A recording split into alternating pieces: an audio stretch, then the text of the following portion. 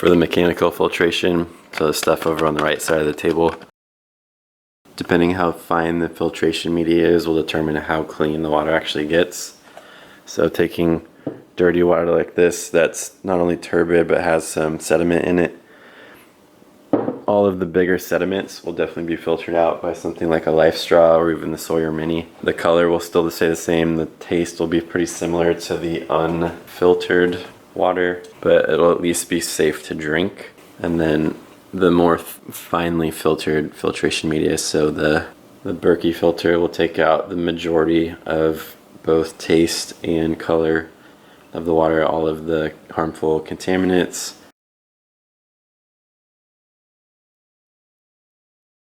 For the LifeStraws, sometimes they come in the multiple pack, blister pack like that, sometimes in a sealed little bag, depending how many you buy.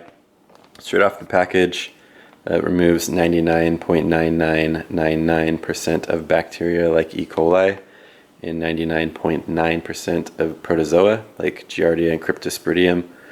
According to this container, it'll do 1,000 liters or 264 gallons, whereas this container says it'll do 1,000 gallons each, up to 1,000 gallons each.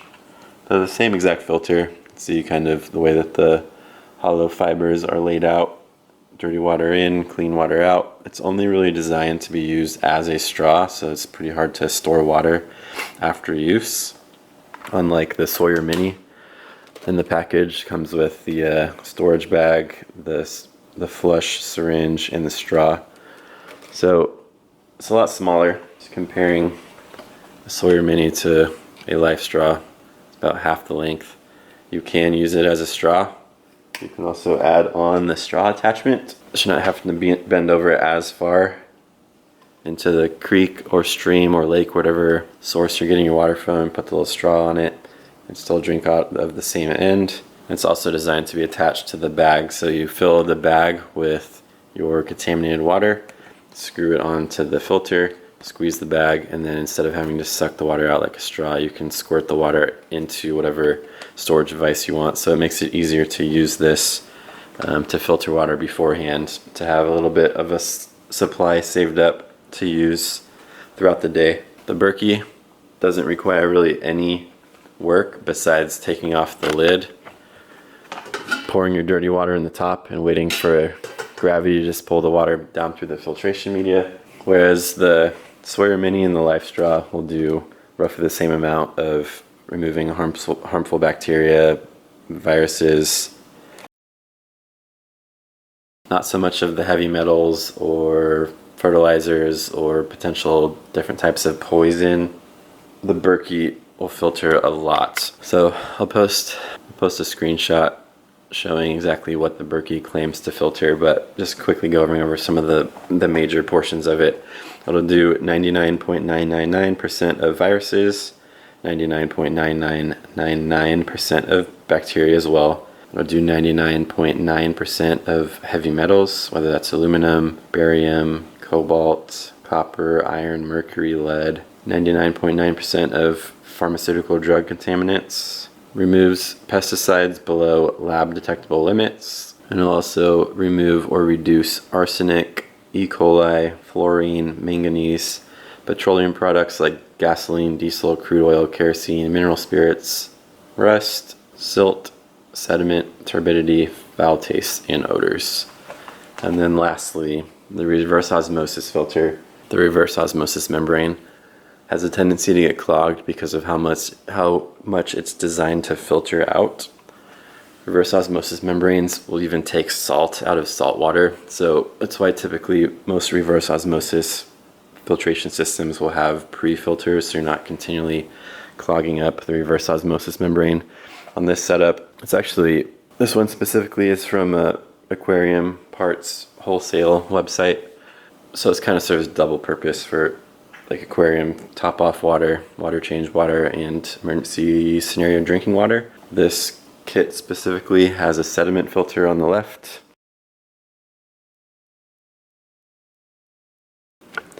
sediment filter on the left, 5 micron carbon block, and then the color changing DI resin. If you go through and follow all the plumbing and how everything works, it actually comes in on the left. Quick rundown of this, kind of being representative of a vast majority of the 4-stage reverse osmosis filtration systems you can find, whether it's from bulk reef supply or not. Typically water will come in via the inlet port supply side, then it goes through the first 2 stages of the filtration media, so sediment filter plus the carbon block, whether that's a 1 micron or 5 micron, depending on what is recommended for your area. Then from there it will go, if you follow these plumbing lines it makes sense, but then it'll go to the actual reverse osmosis membrane. Like I said earlier, they have a tendency to get clogged, so they're designed to constantly have some sort of wastewater production so that it doesn't get clogged. It's constantly flushing itself. So this valve on here is how you determine between the normal flow of wastewater coming. Yes, it has been cleaned by the sediment filter and the carbon block, but still potentially clog the reverse osmosis membrane that's in here behind this cap. And then periodically, depending on your area, your source water, and what your manufacturer says, you can go between the normal wastewater production rate and a higher rate of more aggressively flushing the system. Probably want to have this wastewater runoff valve either plumbed into your sewer drain line or just draped into the actual drain itself. You could also just have it set up from the backyard or whatever, so that it's constantly draining out and not flooding the house. And then after that, the blue line coming off the back of the reverse osmosis membrane then finally goes through the last stage of the 4-stage system into the deionization resin before finally coming out of the supply side on these blue lines. See on here, it's got a total dissolved solid meter, so you can tell the difference between the incoming and the outgoing water. Just to make sure that the filter is doing its job, you can also see there's a pressure gauge on there. These do require a little bit more pressure to run, so at a normal 50-ish psi. So at about average 50 psi that you would have at least from a normal unclogged supply line, you can expect about 75 gallons per day. There are upgrades to this. You can boost the pressure. You can wire in a second set of reverse osmosis membranes, so instead of it going through sediment filter, then carbon block filter, and more than half the water being turned into waste, you can have that waste line then feed into a secondary reverse osmosis membrane, so you're not wasting as much of the wastewater. There is still going to be some wastewater runoff coming out of the flush side of that second membrane, but you would be roughly doubling the capacity at about 150 gallons per day instead of just 75, and you'd also be wasting a little bit less water.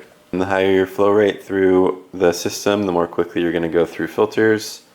The filtration change is pretty easy.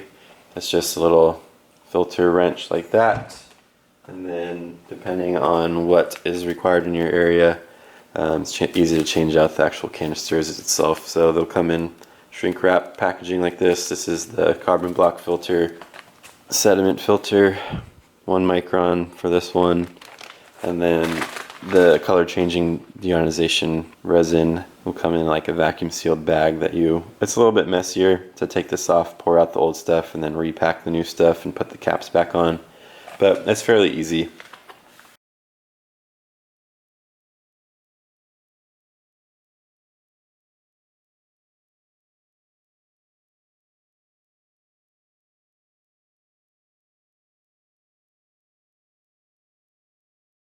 So even though that's fairly easy, you do typically need some sort of electricity to get enough pressure to have a reasonable amount of water pumped through there. I don't know if it would work with a very small amount of pressure. I'm assuming it would, but it probably would just be a very small flow rate. So in a camping scenario where you have a way of pressurizing the water, whether you're using like a DC pump or you have an AC inverter where you can run some sort of AC pump, or hook this up to, if you're at a campground, they have running water that you don't trust.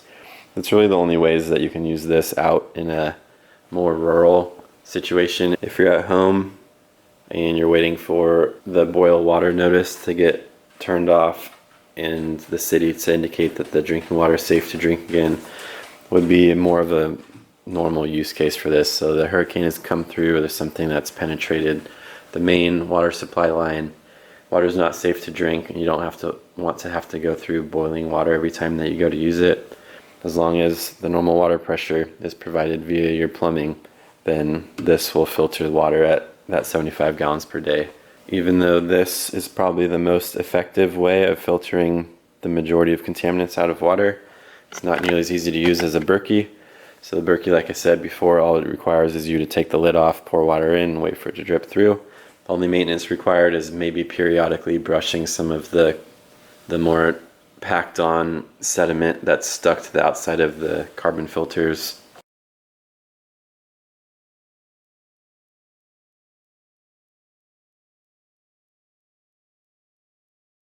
These carbon filters in here, they will get clogged, especially if you use it a lot or they're coming up towards the end of their useful service life. You can scrape them off quickly and then get a little bit more flow rate out of them. You can see that there's only 2 of the potential 4 filters currently being used on this.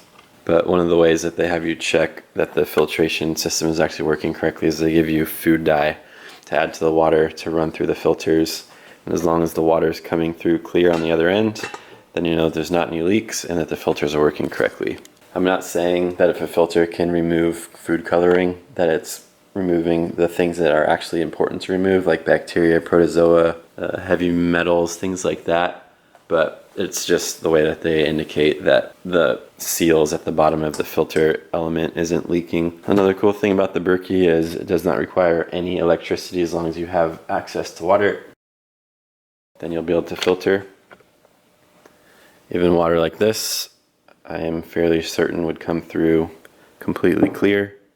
You're just not going to get as much life out of your filter elements if you're constantly passing dirty water through as if you're just filtering tap water.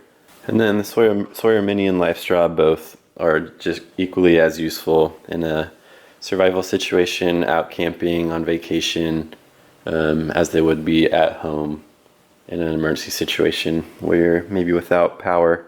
As long as you have access to water that you can get through the filtration media, you can use it without electricity. You can also use it without water pressure. There are other brands besides just LifeStraw and the Sawyer Mini. These are just kind of representative of the technology in general. It's just a way to bring water in, the filtration device itself, and then a way to get the water back out from the filtered side. These are just indicative of some of the more popular brands. The Sawyer Mini being the more compact version, even though it claims to filter more water at 100,000 gallons, I don't think that it can actually outperform the LifeStraw. If you're using these correctly, they'll last longer than if you don't. Specifically, I mean that on the directions it tells you to blow air back through the opposite direction periodically to keep the filter from getting too clogged, help keep it clean. That's the same thing with the Sawyer Mini. You're just not blowing air back through, you're using that syringe to push water back through the other way. There's other brands besides the Berkey. The Berkey is just kind of the big name, popular one. And then there's all sorts of different brands for the reverse osmosis filtration media. I think that it's hard to beat their prices though, even though it's not necessarily designed for drinking water specifically. But if the goal is to filter out as much as humanly possible, then probably would be smart to go with something like that.